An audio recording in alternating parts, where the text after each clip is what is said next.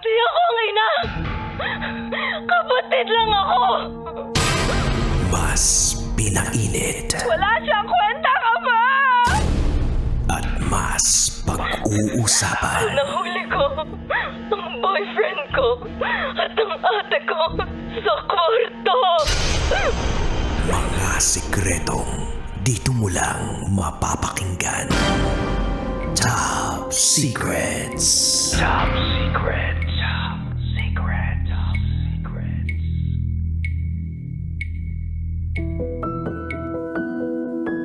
Hi Kabisyo, it's me, DJ Rakitera, and welcome to the program Top Secrets.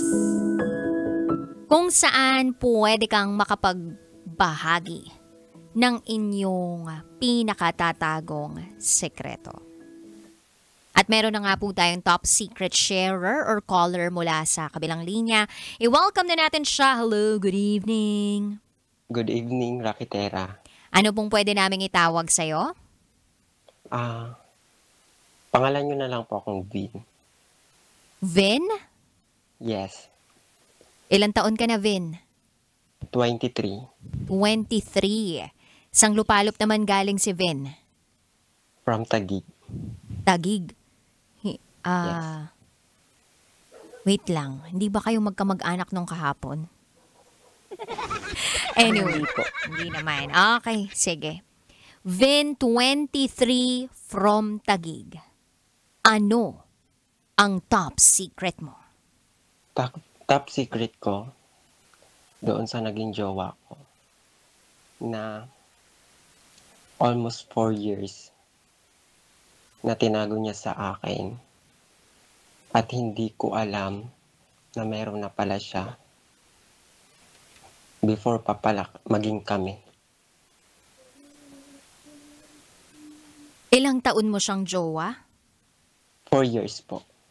4 na taon. Sa loob ng 4 na taon na yon, hindi mo alam na Opo. niloloko ka niya. Yes po. May I know kung eto bang jowa mo ay lalaki o babae? Lalaki po. At yung jowa niya na original, lalaki o babae? Babae po. Paano mo nakilala tong lalaking to? Through on social media po. Through social media. Yes po. Dun ba sa social media account niya, walang bahid na meron siyang girlfriend? May nakikita po ako, pero hindi naman po ako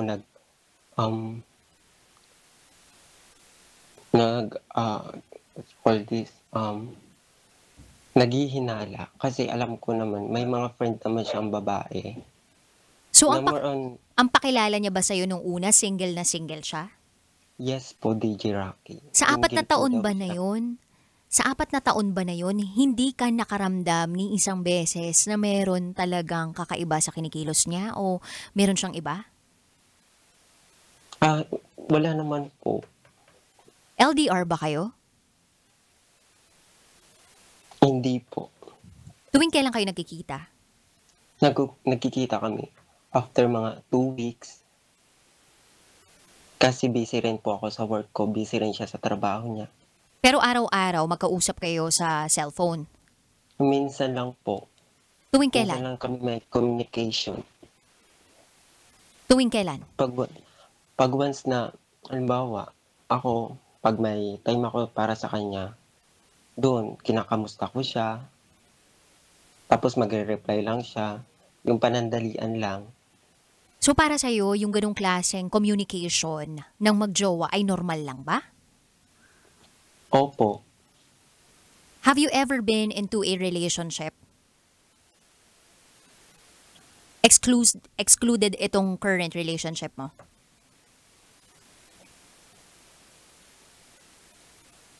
Nagkaroon ka na ba ng relasyon sa ibang tao dati? Opo, meron na po. Ganon din ba yung relationship ninyo na parang on-off yung communication ninyo na kung kailan lang kayo libre tsaka lang kayo mag-uusap? Sa kanya ko lang po naranasan. Pero yung sa una kong naging jowa, hindi naman. So what made you think na normal lang yung ganong klaseng communication dito sa present mo? Kasi, kumbaga, parang nasanay na rin ako na iniisip ko rin na baka busy din siya or sometimes baka may ginagawa siya. So, hindi ko na lang sinasabi na, kamustahin niya man lang ako kahit minsan. Mhm. Yung mga dumaan ba na yan, mga tropa mo yung mga yan? O ano yun, mga nagpupukbuk ba ng gabi yun?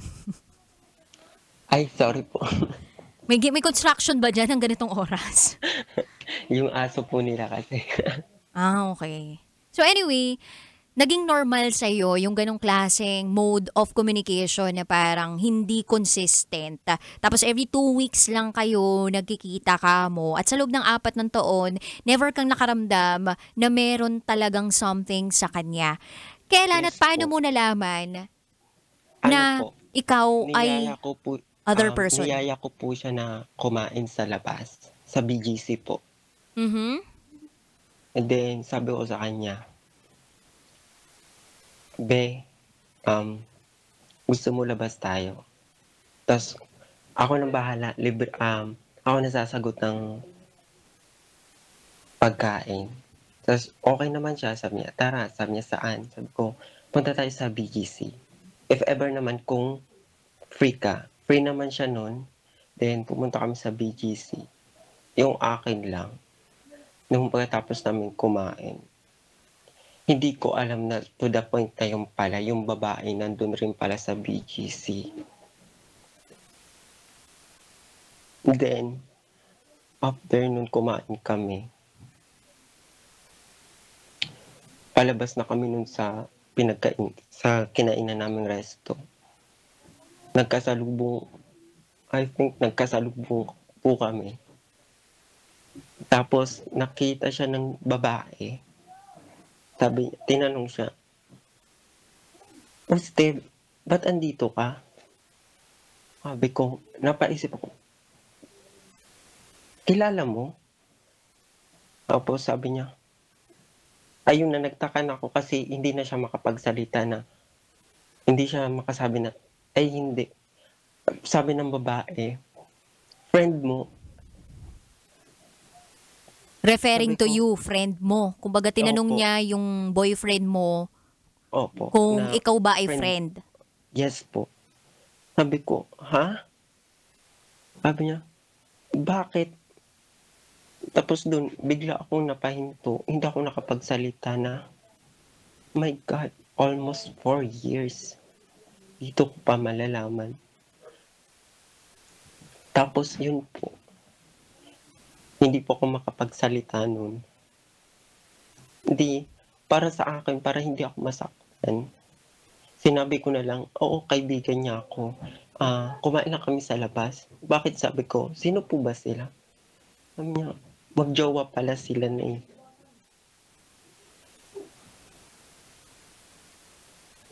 Sino nagsabi na, jowa niya ako? Yung babae o Yung babae po. kasi hindi makapagsalita yung boyfriend mo? Opo. Anong ginawa mo Tapos pagkatapos nun? ano po, sabi ko, umalis po ako. Sabi ko, "Sige, mauna na ako. May gagawin pa kasi ako." Sabi ko, "Sige, iwan ko muna yung friend ko." Tapos nun habang naglalakad ako, hindi ko lubos naisip na matagal niya pala ako niloloko.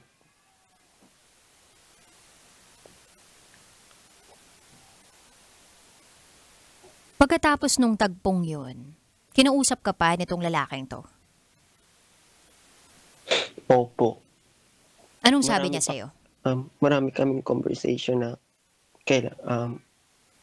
i-explain daw niya lahat kung bakit.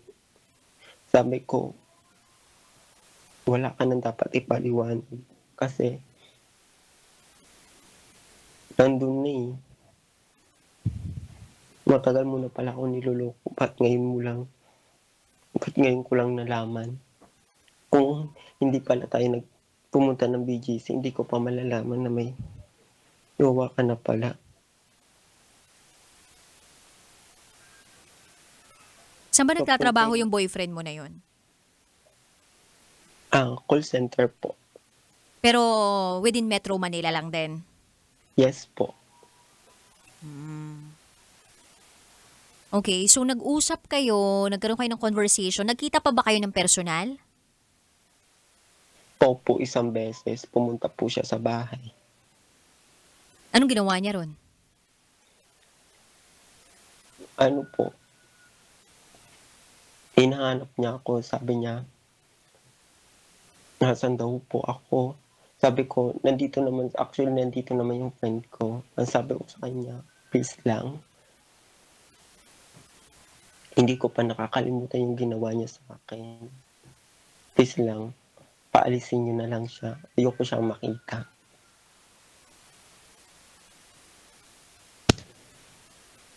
At yun na yung huling pagkikita ninyo. Opo. Sinusubukan ka pa rin ba niyang kausapin sa pagkakataong ito? Opo, minsan, chinachat niya pa po ako. Nagre-reply ka pa ba? Hindi na po, sinisin ko na lang po. So simula nung nalaman mo na may girlfriend siyang tunay, ay hiniwalayan mo na siya. Nagkaroon ba kayo ng formal breakup? Meron po, ako na po yung tumapos ng relasyon namin. Anong naging response niya doon?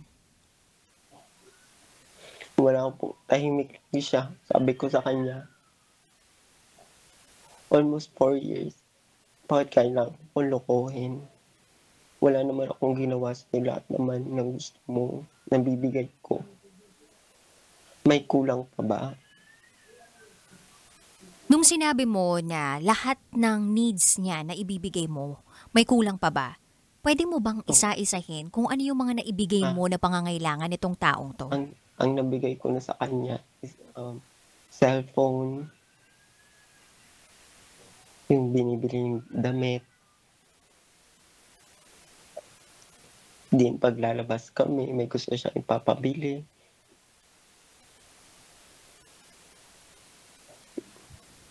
Masasabi Binibigay mo ko naman.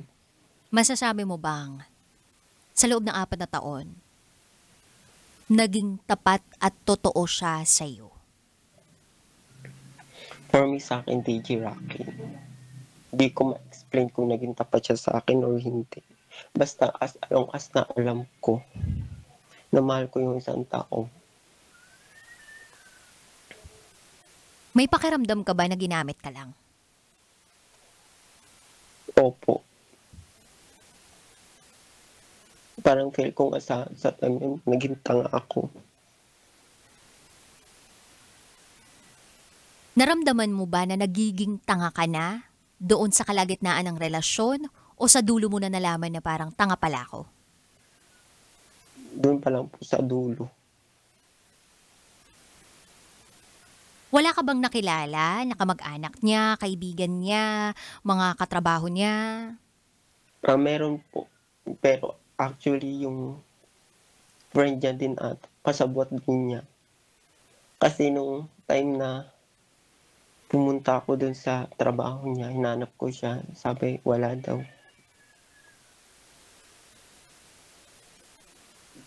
So yung mga taong nakapaligid sa kanya, alam na merong ikaw.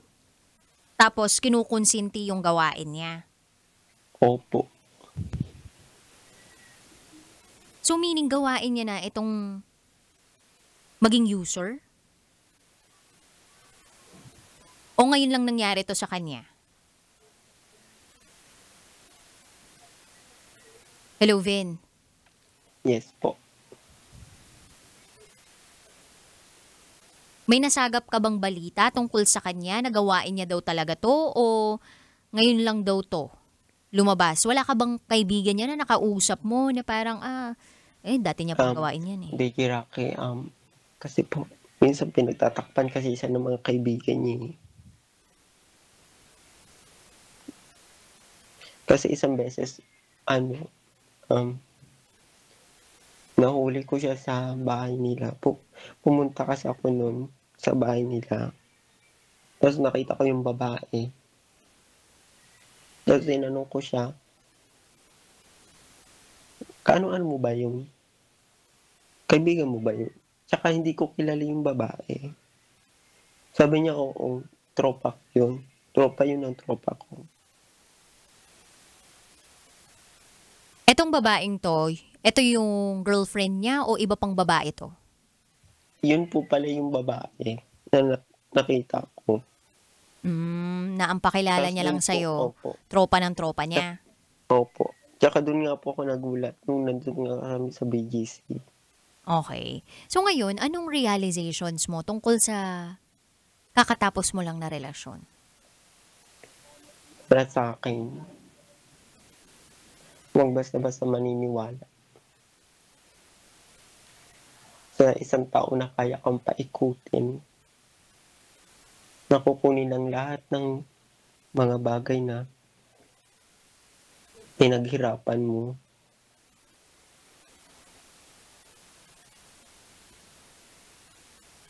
May nakuha ba siya sa'yo bukod dun sa cellphone, mga damit? Ano pang, may iba pa ba siyang nakuha sa'yo na hindi mo akalain kukunin niya? Hindi po. Yun sa ano lang po. Sa iPhone lang po. So kung nakikinig ngayon itong lalaking to, anong mensahe mo sa kanya? Kung nakikinig man siya, sana huwag mong gawin yung ginawa mo sa akin. Dahil ni kailan hindi ka makakahanap ng isang tao na kayang ibigay lahat sa'yo, na kaya mo pang gaguhin. Dahil unang-una sa lahat, hindi mo mahanap ang isang katulad ko o sa dinami-dami man ng tao na kayang ibigay sa'yo lahat.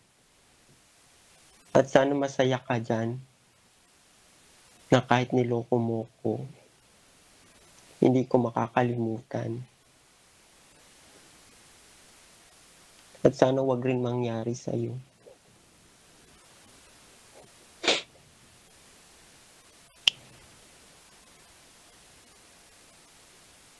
Hello, Vin. Nasinghot mo na kami. Pumasok na ba sa ilong mo? Charot lang, with harot. Vin, I hope kahit papaano, medyo gumaan naman, kahit konti lang, yung bigat ng nararamdaman mo sa pagkakataong ito. Napakahirap maloko, napakahirap na nagtiwala ka. Tapos, ang hirap nga DJ Rocky kasi 30,000 yung nabigay ko dong pere. Ay, may pera ka pa palang naibigay. Oh. Pero binigay mo naman ang dahil sa mahal mo yung tao. Hindi po. O bakit mo binigay yung 30,000? Ano po, sabi niya hihiramin daw niya. Pero hiwalay na kayo noon o kayo pa? Kami pa po. Sabi ko, sige pag may pera ka na lang, tsaka mo na lang. Paunti-unti. So meaning may utang pa siya sa'yo. Magkano pa yung utang niya? Konsuma total po na higit 45,000. May bala ka pa bang singilin yun? For me, pera lang naman po yun eh. Nakikita ko naman po yun eh. Maganda nga singilin mo eh. Tapos singilin mo yung jowa. Charot with harot. Kung ginulo ka nila, guluhin mo rin sila. Charot with harot. Sayang naman yung 45K. Kung ayaw mong ikaw yung maningil, gusto mo ako na lang yung maningil. Ako na lang kukuha ng 45,000 pesos. Anyway, Vin, salamat sa pagbabahagi mo ng iyong top secret sa buhay ka hanggat gusto mo. And I hope mag-heal na ang puso mong wasak ngayon. At lagi mong tatandaan na your heartbreak is your blessing. Thank you, Dad. Hello, thank you so much. Bye, Vin. Thank you po. Bye God po. bless. 45,000 pesos, kabisyo. Ano, tayo na lang yung sumingil, ha?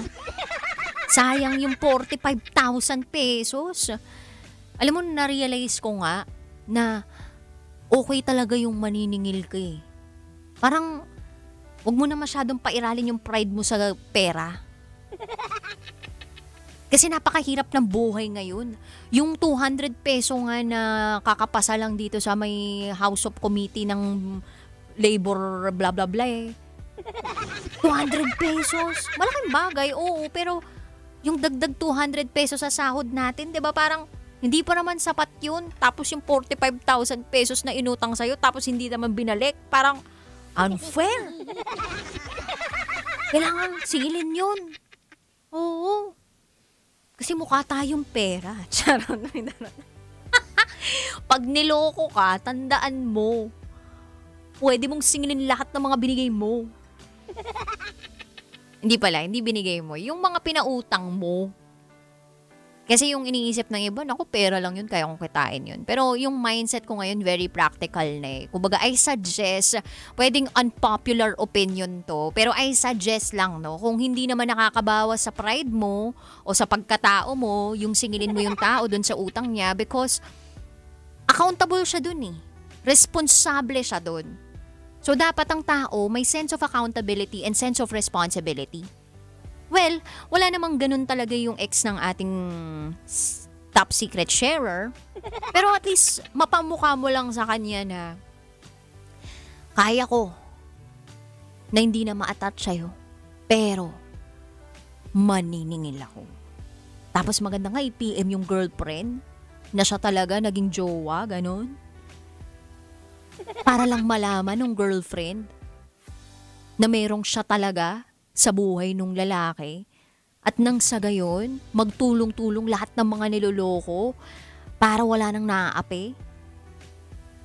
Diba? What if lahat ng mga niloloko magsabihan na, oh, niloloko ako, hindi mo ko alam, hindi yung mag-away-away kayo. Kasi kung merong may kasalanan dito, yung lalaking namiling manloko sa inyo, yung pinagsabay kayo na wala kayong kaalam-alam, wag yung resbakan o huwag kayong magalit dun sa taong wala rin kaalam-alam na merong kayo. Siguro kung merong negligence in the sense na hindi siya masyadong nag-research or parang nagbulag-bulagan siya na may alam niya may asawa, may anak o may jowa, yun, magalit kayo. Kasi aware siya eh. Pero kapag hindi rin alam nung tao na merong ikaw sa buhay niya tapos vice versa, magalit kayo dun sa taong pinagsabay kayo. Dun sa niloko kayo. Kasi, ang sama ng ugali, hayop. Bakit? Bakit mo ginagawang tanga yung mga taong wala namang ibang ginawa kundi mahalin ka lang? Bakit mo sasaktan yung mga taong wala namang ibang ginawa kundi mahalin ka lang? At ang magandang gawin mo sa mga taong nagmamahal sa iyo, i-appreciate mo at ibigay mo ang katotohanan.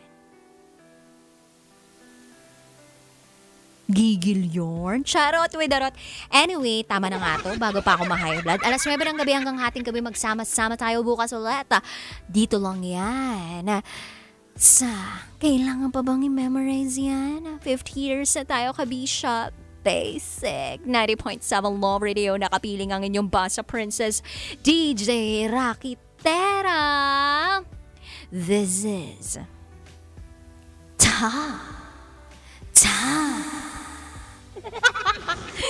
Secrets.